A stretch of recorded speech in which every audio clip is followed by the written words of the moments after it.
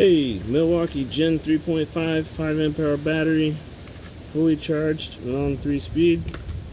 Ridgid subcompact impact wrench with an adapter, and it is on speed 3, fully charged.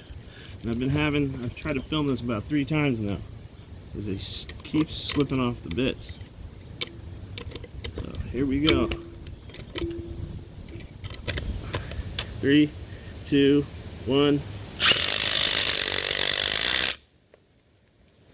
Well, there you have it.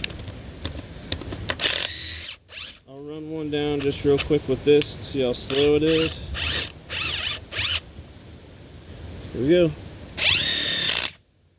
Oh, on that pass you saw it barely even hit the hammer at all, so that's something cool. That might have actually made it win.